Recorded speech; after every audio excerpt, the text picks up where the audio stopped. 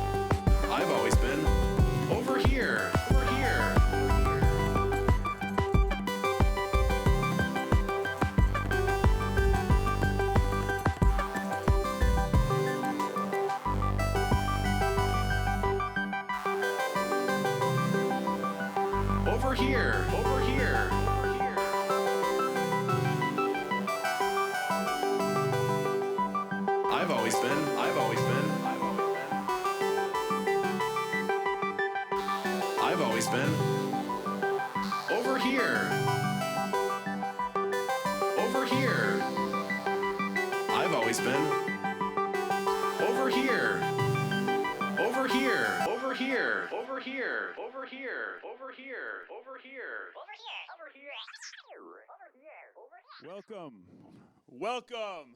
Hello. I'd like to first of all congratulate you guys. I think you've chosen wisely.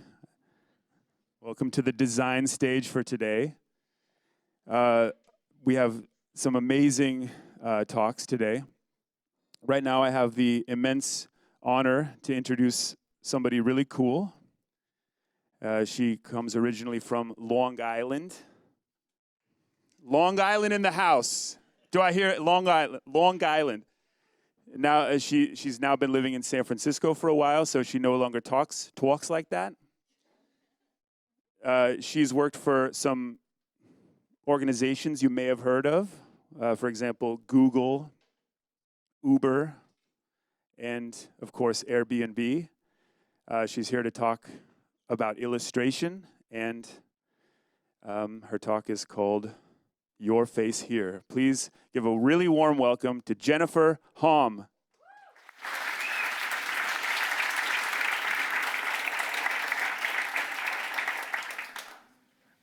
Okay. Is it working? Thank God. Thank you. Hi. Thanks for the introduction. I'm Jennifer. Thanks for choosing the talk that has the most vague title that you could have possibly seen on the program. It's called Your Face Here, and I'll get to that reason in a few minutes. But first, this talk is about the evolution of the illustration system at Airbnb, starting from 2017 when I started there. So this is the kind of work that I saw when I first joined. Well, as kind of like a back history, here's the evolution of our identity and our logo. It started as a startup, and then it went to a phase around 2010 that I like to call the laundromat sticker phase. And then it ended up in 2014 to what we currently have in our identity system with the BALO, our logo mark, and something a little bit more tech and serious. So the history of illustration before I joined the company started off a lot like other companies' illustration systems, where there was one project for one talk where the company hired one freelance illustrator. So here are the illustrations from that talk, and organically a lot of people just thought that this was the style then. Then a junior designer joined, and she incorporated her own personal style to the company. After her, another junior designer started, and she tried to merge the first two styles together and also incorporate the line aesthetic from the BALO, our logo mark. So you can see here that the lines are a little bit loopy, and it's very playful. It's very easily approaching. So our icons were in the same language, where it's line-based mostly, with a little bit of spot color to add some kind of personality, but it's mostly functional. And here's a little bit of a competitive analysis that I did while I started, and this is a little bit outdated now, just because this was at the time that I was constructing this system.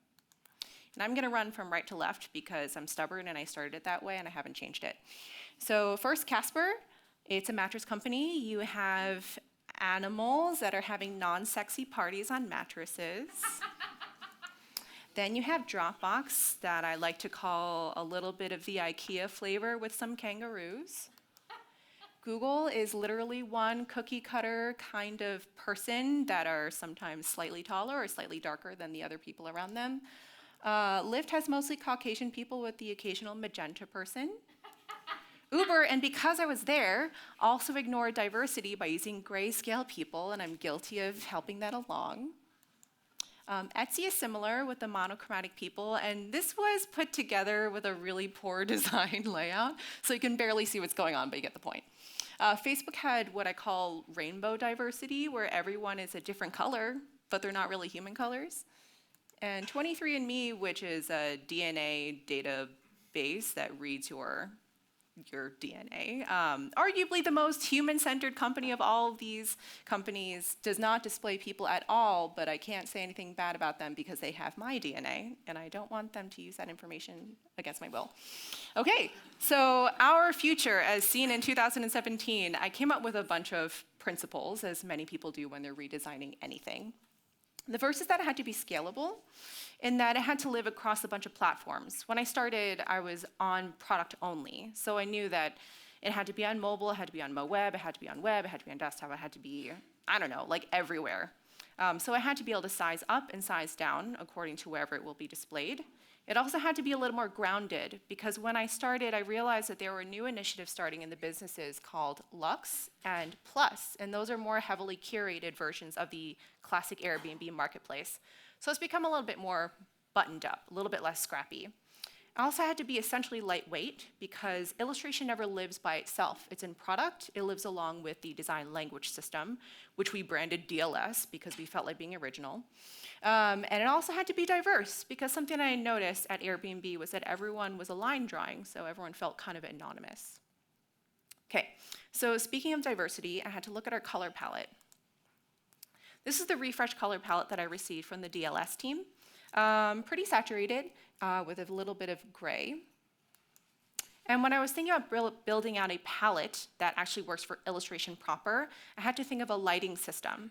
So I always like to say that whenever things become lighter, they also change temperatures. They become warmer. If they become darker, they also become cooler. If you just slide across the value scale, you get something that looks kind of desaturated and dead, kind of like a hospital.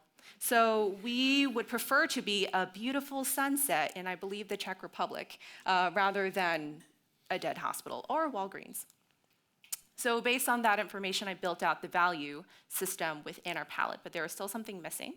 As I said before, I wanted to make sure that the illustration system became more diverse by default. So I was missing a very critical part of this palette, which I call the skin and hair palette.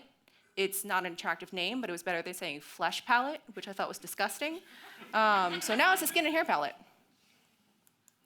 So as I started exploring the illustrations across the spectrum, I started with the most often seen illustrations, and those are small spots. Those are basically icons. And when I first came to the company, I noticed that in a single page, you had a bunch of different stroke weights, which was pretty horrifying.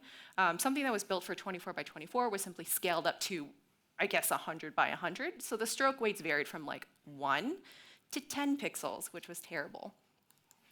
So moving forward, I made sure that every single icon and spot illustration had a gradient of size and fidelity, as well as conceptual fidelity. So wherever you have an illustration for money, when you drew it, you would draw it at least 3 other times for 2 other sizes. 2 other times for 2 other sizes, where it can go up in density, visually, become more complex to actually suit the new canvas size. And it can also go up in playfulness for concept. Because you have a larger canvas, you have more room to play around. Here's a little bit of before and after. I hope you can tell which is before and which one's after, otherwise I didn't do my job well. But on the left is the before. You can see that it mostly relies on line to describe the outline of a human, and then it relies on color to describe like a device or the human's clothing. So knowing that we are in the business of selling interactions between people, I wanted to make sure that the focus changed to the people instead. So I took the skin and hair palette and I put the visual weight on the person herself in any of these illustrations. Because it's important that we emphasize the interactions of people and the human aspect rather than the devices themselves. So scaling up into larger illustrations that were more narrative, I got to play around, and these are my embarrassing explorations. Here is a huge grid of all the different versions of illustrations that I experimented with. The one that I hate the most is the second row all the way over to the right. I call that the 1990s Lipton ad with uncanny collage people and their heads cut off. I drew that just for the hell of it to see what is definitely wrong, and I was correct, and that was definitely wrong. But then I also did experiments like aliens right below that, or a ripoff of Alexander Girard dolls to the left of the collage. I just tried a bunch of different things. And I was also trying Fruit Loop people, as seen in the top row, because at the time I was coming right from Uber and I was afraid to talk about diversity. Even though I'm part of the diverse group, I was still afraid. And then I went to my director, and my director was telling me like, hey, if you're actually talking about diversity, why the hell are you drawing rainbow people? And I was like, oh shit, you're right. So I ended up here. And the reason why I ended up in this place was because I wanted to make sure that the focus stayed on the people themselves, and anything that was contextualizing these characters. For instance, this woman is a host, therefore there is a house behind her in line, and then this man is a guest, therefore there is a suitcase. But I didn't want it to suck up all the attention from the rest of the page. So anything that receives stroke was just there to like set a scene, but not take up all of the weight. I did some more explorations around people interacting with each other in a little bit of a closer view. I also tried Fruit Loop colors and like strange amoeba shapes in the background, and like for some reason everyone had their hair dyed in like punk colors. I don't know what I was doing. It was a long day that day. But I ended up in a very similar position here, where there are very clearly 2 different characters from probably different families, probably from different regions, but they're interacting with each other. I de-emphasize their clothes, and I emphasize the person, him or herself. Okay, so when I was shipping this around the company and kind of doing a little bit of communication about where the illustration was headed, I received some unsolicited feedback from coworkers, and normally unsolicited feedback is really, really bad. But these happen to have been coworkers who are from underrepresented minority groups, and they actually oddly thanked me for the way that this woman was depicted. And I asked them, oh, that's cool, thanks. And I got really embarrassed because someone said something nice. But then they're like, no, we really liked it because you didn't draw her like a Barbie, like a typical proportioned female as is commercially acceptable. And they really appreciated that because she's a woman of color. She has a different body shape than what you would expect from a default, especially from a tech company. And I said, oh, thanks, it's really kind. And I slinked away and I hid in my corner and I was like, I feel really uncomfortable. But I gave it a little bit of thought as to why they told me that. And then I remembered, because I'm in tech, I listen to podcasts. I'm a parody of myself. But there was this podcast that was talking about a famous African-American marketer, and he said that black people are not dark-skinned white people. This is Tom Burrell. And the story he was citing was a commercial that was being shot in America around the 50s and 60s, where there was a white version, and then there was a black version. So they shot the white version. It was a white family in their beautiful home. It was decorated with a photo of their family portrait and their lovely, lovely domestic life. They said cut, they switched out the cast, and they shot it again. What they didn't do is switch out the photo of the white family. So the idea here is that not everyone is exactly the same, and should probably be a little bit more thoughtful about how you're casting and how you're representing different people. Always get reference, because reference is what brings in the authenticity when you are depicting other kinds of people than yourself. If I didn't get reference, and if I didn't ask my illustrators to get reference, they tend to draw the one face that they see most often in their lives, throughout their entire lives. And this is what would happen if I didn't get reference. Everyone would look like this. It'd be horrifying. My mom would like it though. So the idea is to always get reference for every single person that you draw for the Airbnb platform. The message here is that anyone can be on Airbnb, including an ex-boyfriend that I forgot to edit out of this slide, so I'm gonna move on. So the idea here is to belong anywhere, and that's a company motto. It actually is the company initiative that everyone believes in, and quite frankly, I don't like to drink the Kool-Aid, but I do actually believe in belong anywhere. Because representation is kind of like a struggle within the tech community, and a good way to just get at it head on is through illustration. Here is an example of the refresh of the depiction of a guest and a host. On the left is the original, and on the right are different versions of what it could be as we refreshed our library. So you can see you can have a lot of different versions of what this is. And true to my teaching, here are my references. The bottom right is Idris Elba. The top right is my favorite K-pop star. And the top left is my friend's mother, who doesn't know that her face is in this slide, but I thank her anyway. Here we have Steven Yeun from The Walking Dead. And this wasn't even done by me, even though I love him, but my freelancer was like, I love Steven Yeun. I'm like, I do too, draw him. So here's where we really start digging into true representation. I have a coworker named Michael Sui, who is the head of accessibility design at Airbnb. And he and I collaborated to really figure out how to represent people with disabilities as respectfully as possible. So you have characters who have a very visible disability, such as this woman with a prosthetic leg. You have characters who have more of a subtle disability, like this cochlear implant with this woman. And something interesting that I learned about the deaf and hard of hearing communities while I was researching this illustration was that it is not universally accepted to wear a cochlear implant. So some people from the community said, hey, that's fine to represent me. And then other people said, well, I don't wear a cochlear implant, so an animation with some kind of ASL, American Sign Language, because I was talking to an American, would be better for other people within the community. So then that introduces the idea of animation, which I didn't get to for this illustration, but it was a fascinating example of localization for specific disability.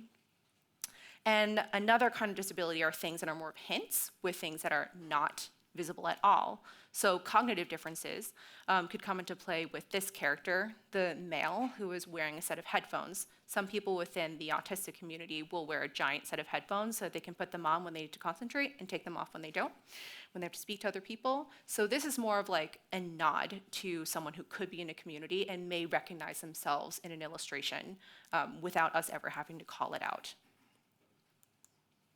Oh, so here's just like a little snack in the middle of the talk because my coworker decided to be nice to me. He's like, I'll put it in motion. It's cute. Okay. So as we scale up even further, we go to hero illustrations, and these are normally used in product marketing emails or campaigns or ads. So it's essentially the same, but the illustrations become more complex. They don't have to live on a white space anymore. They're kind of seen as like the cover of the book rather than an inside illustration of the book. We fill up the space with full color, and we start introducing some more complexities with blending modes like multiply, and mess with the edge fidelity of things that are in the background so they become blurry instead of sharp. Here it is another example of a product marketing illustration that we sent out to, I believe, our top 5% of hosts on the platform. They're called super hosts, and sometimes we'll animate it. So this is a good example of a use of like metaphor instead of just showing people all the time, because we're supposed to celebrate our hosts for having achieved something where they took their tiny business and they really worked on it. They contributed to the community of Airbnb hosts, and yes, and they really they achieved a pretty big deal of an achievement to become the top 5%. Okay, here are illustrations. Now this is when we become very localized. And this is for like an editorial basis. So once in a while, we'll get a piece that is requested for like a guest voice, like a blog post within the China market. And in this case, we'll try to find an outside illustrator. Since it's an outside voice, China stories basically are reviews left by people who actually traveled on the platform. And they just like tell their story, what happened in Chengdu when I went to the opera. This is literally what that's about. And I can't even read Mandarin, but I was told that that's what that says. Anyway, so we found Chinese illustrators to work on the series. And these are 4 different illustrators. So these are done all out of house. But the idea is that we kept it looking kind of like Airbnb by establishing some kind of palette parameters and some kind of like layout parameter. But the fun part about these is that we can start reaching out to the rest of our creative community. We don't have to keep it all in-house anymore. Since these are paired with outside voices, we also go with outside illustrators. And for some reason, we had an article about cats, so I was really excited about that. Okay, so this is what the whole system looks like together. As you can see that it's truly a system. It's not really a style necessarily, because a style implies that it has one look no matter where you put it. But recognizing that illustration functions across many different touch points, sometimes it has to be very functional, so those are small spots. And sometimes they have to be very editorial, and those are hero illustrations. And they change the look as you go through the scale, also as you go up in size. So I learned a few lessons with localization, and to just like be very honest about this, it was like a very eye-awakening moment. I'm Chinese American, but we needed to localize for mainland China. And I was so arrogant when I tried to do this from my little desk in San Francisco, California, United States of America. I thought, I'm Chinese. I understand this market. So I just went on Facebook and I just like stalked a bunch of my Chinese American Facebook friends. I was like, what do they look like? I need to find what diversity means for China. That just means Chinese people. So I just like pulled up photos of my own friends. And then I took some photos of actual Chinese hosts in China. Those are the 2 right columns. But the rest of them, they're my personal friends. And then I also thought, oh, what else does China do for emotive moments within their products? So I looked at WeChat stickers. And I was like, okay, well, we can't draw dinosaurs and sheep. We can look at how they augment the characters with stars and waves and sparkles. Oh, and this is something that I noticed on stage at one point. There is a bondage character on the bottom row, and I never bothered to edit that out either because I thought it was really funny. But we're gonna cruise past that. So as I was refreshing what the look could like for China, I did this with my Chinese American reference and some Chinese host references. Well, I thought it was hot shit because I went to the Beijing office to talk to everyone face to face. It's like, look at what we did. You have custom illustrations for China. Aren't you glad that we're localizing for you? And at first they were really polite because they'd never met me before. But then my producer closed the door and he was like, so what's the real feedback that you have? And they're like, oh, we have a few. So the first is that the eyes of these two first females were too red. It looked like they had rabies. The next was that this man with the scarf, whom I lovingly call Hot Michael Chang, was just like too hot. They're like, that guy's clearly Chinese American. He cares too much. He's too buff. He clearly works out for a job. He doesn't make sense here. And I was like, oh, sorry, my Hot Michael Chang. The next one is that my friend Jing, her cheekbones were considered undesirable for a woman of her age. And I was like, oh shit. Below, on the bottom, that's my other friend, and they said that he was an undesirable body type, but they would accept him anyway. And I was like, I'm not gonna tell him this. And then up top is my favorite. Sean had a little bit of green to describe his hair, and they said that any indication of green near or around a man's head was a signal that he was being cuckolded. And I was like, well, that sucks, because he's gay, so that's never gonna happen. But is cuckolded by his wife. Okay, let me clarify that. So that's not gonna happen to him, but I changed it anyway, so I didn't have to like raise any more questions and I was like presenting. So here you could see that Hot Michael Chang literally just had to go. He was just not gonna be able to live in China, but that was fine. So I replaced him with a guy who actually worked in the Beijing office, and no one can tell me that he's not gonna fit in, unless they're trying to oust him. Anyway, so here's another example of hyperlocalization lessons from China. And the idea here was just to draw an avatar of a face so that users can understand how to turn their head left and right, up and down for facial recognition for privacy reasons on the Chinese Airbnb app. I gave them the first option, and they said that it was a visual critique. The hair was just like too visually heavy. It was distracting. So I gave them two other examples, the first of which was loosely based on my hairstyle at the time. And they said that was really outdated. I was like, that's really embarrassing. So they gave me new reference images. And I was like, okay, I'm gonna pretend I didn't base it on my own hair. And I shamefully changed it.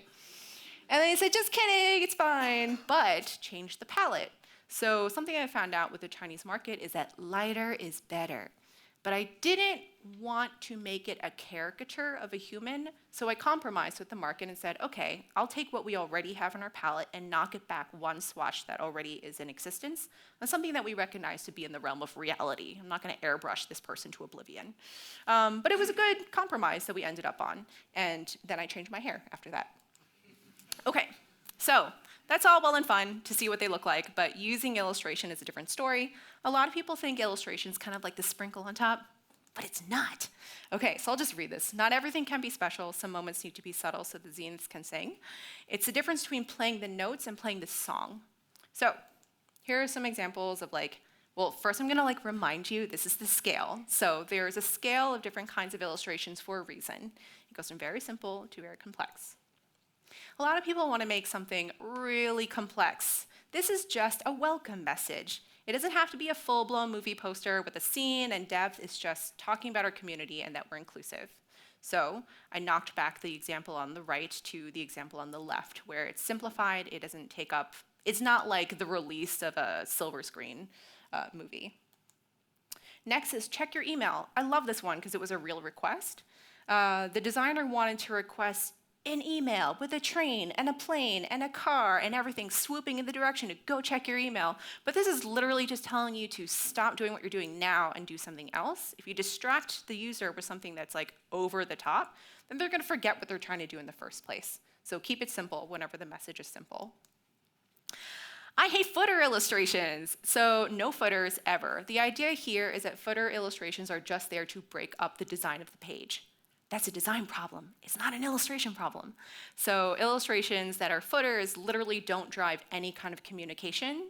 So whenever someone requests it, I gotta deliver them the bummer message of like, sorry, we're not gonna do that. Similarly is no bummer illustrations. And this is a rule that I took from my days at Google. The rule there was no bummer doodles. You don't want anyone to come to your homepage and suddenly be completely saddened about some kind of like tragedy that happened 100 years ago. Similarly, at Airbnb, in this instance, someone is trying to stop hearing from Airbnb. stop emailing me. I don't want to hear from you anymore. I'm breaking up with you. You don't want to editorialize that with some kind of kind of patronizing, kind of funny illustration. Why would you invest your time and energy into something that is going to make a bad moment more memorable? Okay, so the overall idea here is that illustration is not decoration ever. It's always driving communication, and this helps to reinforce our brand and connect with our community. That's it. Thank you.